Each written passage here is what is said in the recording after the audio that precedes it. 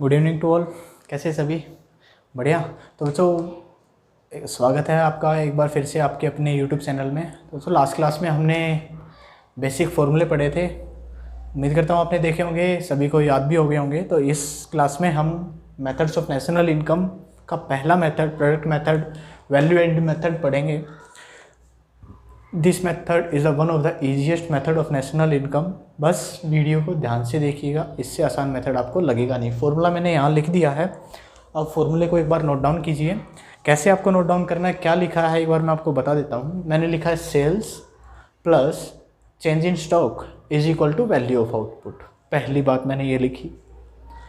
इसके बाद value of output, second value of output minus intermediate cost is equal to gross value added at market price.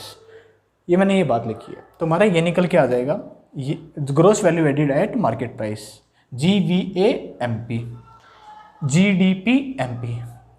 Hindi medium के बच्चों के लिए मैंने ऑलरेडी हिंदी में लिख दिए हैं।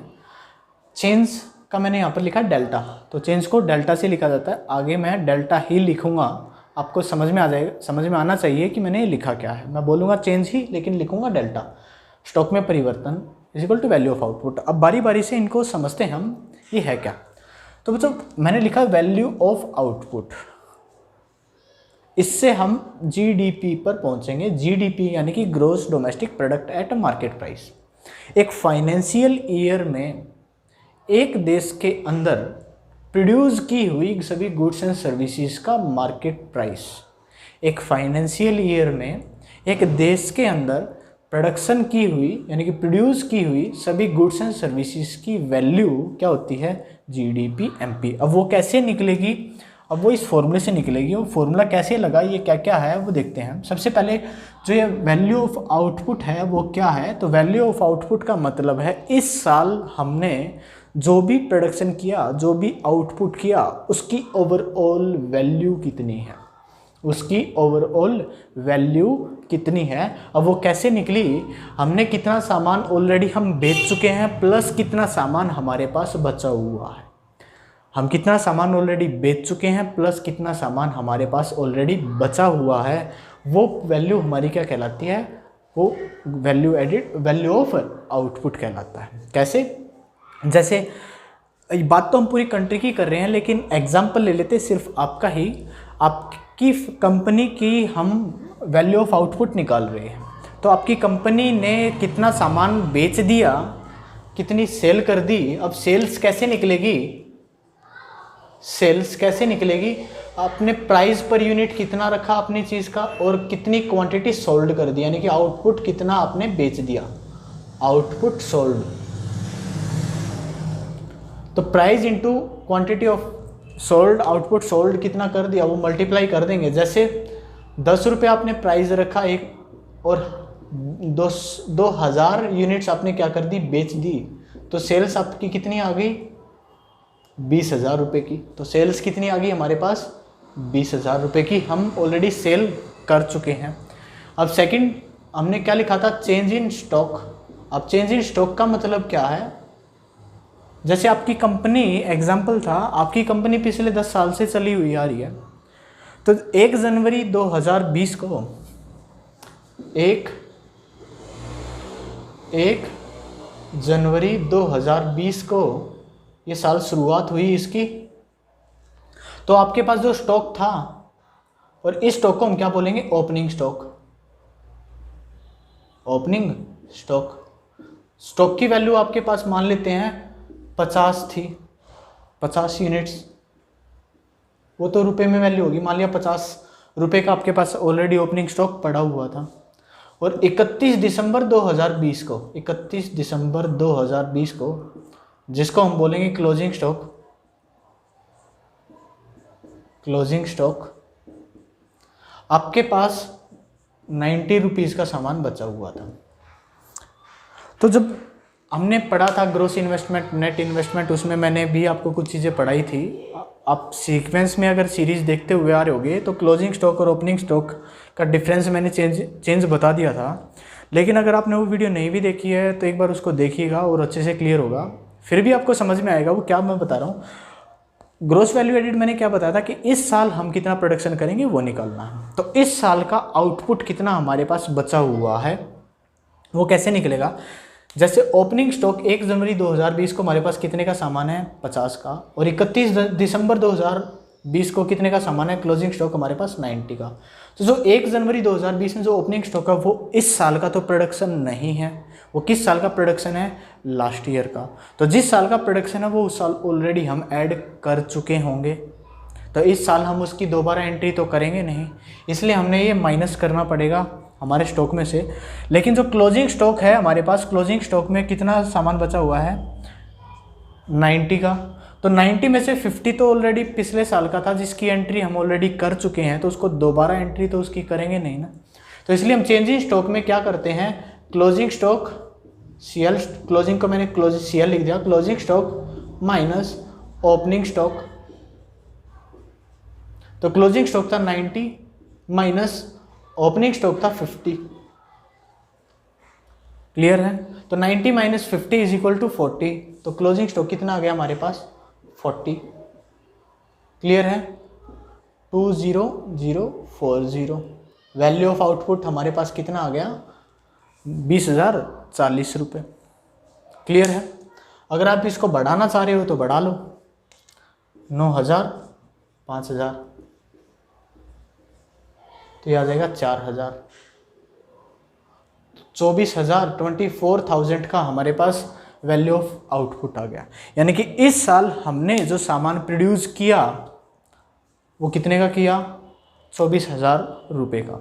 कई बार आपको changing stock closing minus opening में ना देकर वो कह देगा जो वो सामान जो नहीं बिका, अनसोल्ड आउटपुट, क्या बता देगा अनसोल्ड आउटपुट। सोल्ड आउटपुट कितने का था 20,000 का, अनसोल्ड आउटपुट यानी कि जो ऑलरेडी स्टॉक में है वो कितना है 4,000। तो वैल्यू ऑफ आउटपुट कितना आ गया हमारे पास 24,000 रुपये का। यहाँ तक क्लियर है? चलो यहाँ तक साफ करूँ मैं बोर्ड, ठीक है।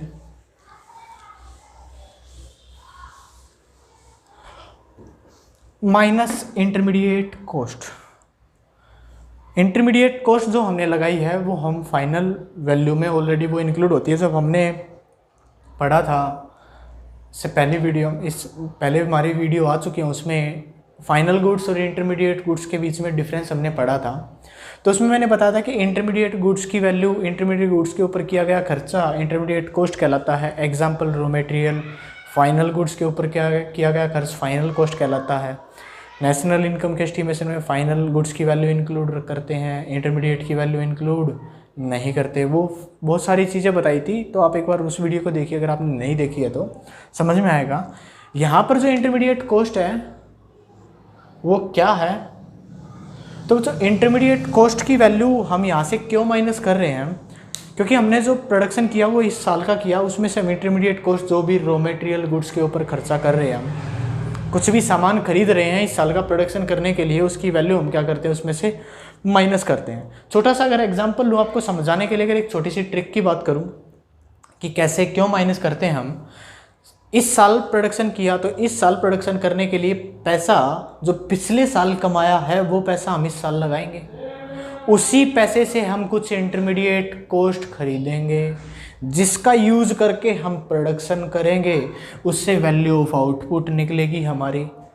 तो इस वैल्यू ऑफ आउटपुट जो हमने 24,000 का किया उसमें से मान लेते हैं कि 5,000 रुपये हमने पिछले साल के यूज़ किए थे, जिससे हमने इंटरमीडिएट कॉस्ट अपनी इंटरमीडिएट गुड्स अपने खरीदे, जिससे हमने प्रोडक्शन स्टार्ट किया और वैल्यू ऑफ आउटपुट निकाला।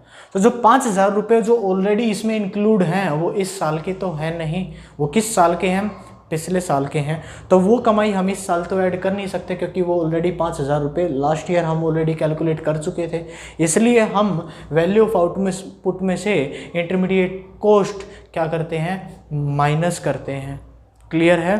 तो इंटरमीडिएट कॉस्ट मान लेते हैं, रॉ मटेरियल उसने कितने का खरीदा था 5,000 रुपये का खरीदा, जिससे कि gross value added at market price की वैल्यू कितनी आ गई 19,000 रुपये। तो इस साल जो ग्रोस वैल्यू एडिड था हमारा, तो हमने कितनी वैल्यू ऐड की वो 19,000 रुपये की ऐड की। अगर शॉर्ट फॉर्म में बोलूँ कि मैं 5,000 रुपये लेके गया था एक बिज़नेस स्टार्ट करने के लिए, उसमें मैंने 19,000 रुपये ऐड कर दिए, जिससे कि टोटल 24,000 रुपये बने। तो मैंने कितनी वैल्यू ऐड की? 19,000 रुपये। तो इस साल मैंने 19,000 रुपये की वैल्यू ऐड की है, 19,000 रुपये का ग्रॉस डोमेस्टिक प्रोडक्ट लिया है, क्योंकि इसमें जो 5,000 रुपये का प्रोडक्ट था वो लास्ट ईयर का था, उस वैल्यू को हम इस साल इंक्लूड नहीं करेंगे। यहाँ तक बात क्लियर है? क्लियर हुआ? समझाऊं? साफ करूं? तो बच्चों सेल्स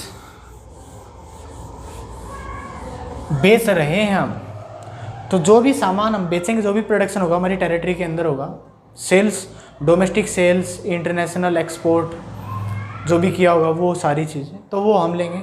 इसके हम 10-15 न्यूमेरिकल जितने भी होंगे वो सारे लेंगे। वो सारे क्वेश्चन आपको देखने हैं, समझने हैं, सोल्व करने हैं। वो अगर सारे क्वेश्चन अगर आपने देख लिए ना, तो प्रोडक्ट मेथड का एक भी न्यूमेरिकल कहीं से भी, किसी के भी टीचर के नोट्स का हो, किसी भी बुक्स का हो, गूगल पे आपने सर्च किया हो, कहीं से भी प्रोडक्ट मेथड का न्यूमेरिकल आप निकालना आपको बड़े आसानी से सॉल्व हो जाएगा। क्लियर है? तो आज की क्लास में हम एक न्यूमेरिकल करके देखेंगे। एक तो मैंने ऐसे ही आपको एग्जांपल लेके समझा दिया, लेकिन न्यूमेरिकल देखेंगे एग्ज़ाम में कैसे न्यूमेरिकल आता है। तो एक न्यूमेरिकल अपना स्टार्ट करते हैं आपका। तो जो क्वेश्चन हम लोग करेंगे वो आपकी स्क्रीन पे आपको दिख जाएगा। आप वीडियो को देख के उसको नोट कर लीजिएगा, उसके बाद वीडियो को आगे देखिएगा तो समझ में आ जाएगा। क्लियर है?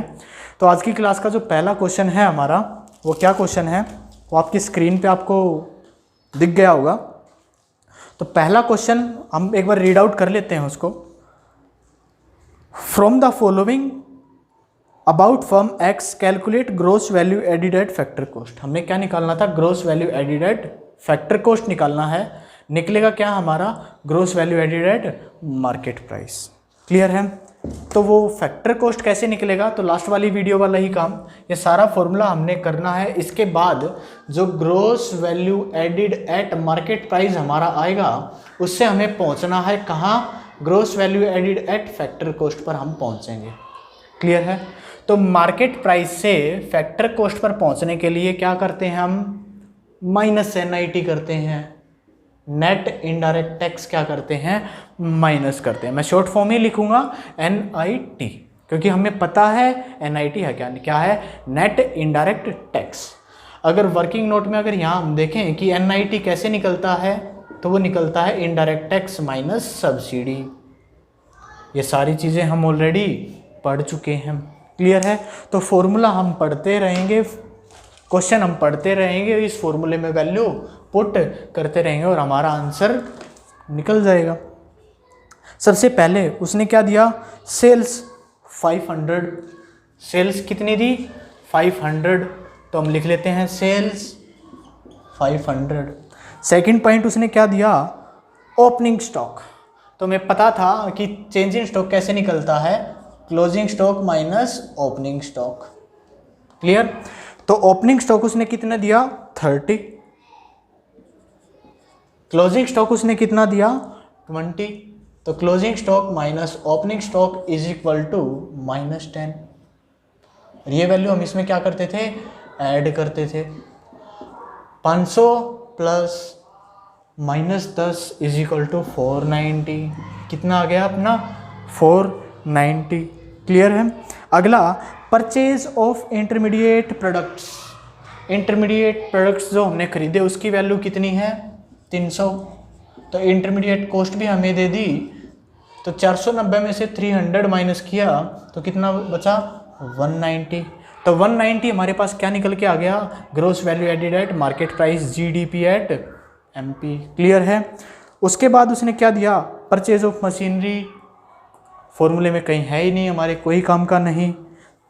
दूसरा, सब्सिडी 40। सब्सिडी कितना दिया? 40। ये कितना निकला था? 190। अब बहुत सारे बच्चे, सर इनडायरेक्ट टैक्स तो दिया ही नहीं, अब क्या करें? जो चीज़ गिवन है उसको निकालो, जो नहीं है तो उसको अपने पास से थोड़ी लिखेंगे, नहीं दे रखा तो 0 बनो, आगे बढ़ो। इनडायरेक्ट टैक्स कितना 0, 0 माइनस 40 कितना बना -40, तो NIT की वैल्यू कितनी आ गई -40। GVAMP कितना था 190, 190 में से माइनस करना था NIT जिसकी वैल्यू -40 है, माइनस माइनस प्लस हो जाएगा, तो 190 + 40 is equal to 230। Clear, easy, बहुत इजी लगेंगे। ऐसे ही न्यूमेरिकल आपको सॉल्व करने हैं। फॉर्मूला अपना लिखो, कहाँ पहुँचना है, क्वेश्चन पढ़ने से पहले एक बार सारा परफॉर्मा अपना तैयार करो, वैल्यू लिखते रहो, आंसर। आप एग्ज़ाम में जब क्वेश्चन करोगे तो आपको फॉर्मूला बहुत ज़रूरी है, मस्ट है, आपको फॉर्मूला लिखना पड़ेगा। नहीं लिखोगे मार्क्स कटेंगे। हमें 100 आउट ऑफ 100 मार्क्स चाहिए, ट्रिपल डिजिट मार्क्स चाहिए, 2 डिजिट सबके आते हैं, हमें यूनिक बनना है। ट्रिपल डिजिट में मार्क्स लेके आने हैं, डबल डिजिट में तो भीड़ रहती है, हमें भीड़ से अलग निकलना है। तो अलग निकलेंगे तो सारा पढ़ेंगे, अच्छे से पढ़ेंगे, सब सारी चीज़ें क्लियर करेंगे। तो आंसर्स कैसे लिखने हैं आपको एग्ज़ाम में, वो सारी चीज़ें मैं आपको बताऊंगा आज की वीडियो में। वीडियो के लिए इतना ही। अगली वीडियो में वैल्यू एडिड मेथड के कुछ न्यूमेरिकल सम करेंगे। तो क्लियर है, मिलेंगे आपसे अगली क्लास में। तब तक के लिए वीडियो को देखते रहिए, पढ़ते रहिए, दोस्तों के साथ शेयर ज़रूर कीजिए, वीडियो को लाइक भी कीजिए। अगर आपने अब तक लाइक नहीं किया है तो लाइक कीजिए, चैनल को सब्सक्राइब नहीं किया है तो सब्सक्राइब कीजिए, बेल आइकन को दबाइए, आपको नोटिफिकेशन वीडियो के टाइम टू टाइम मिलते रहेंगे। ओके बच्चों, बाय, मिलेंगे आपसे अगली क्लास में।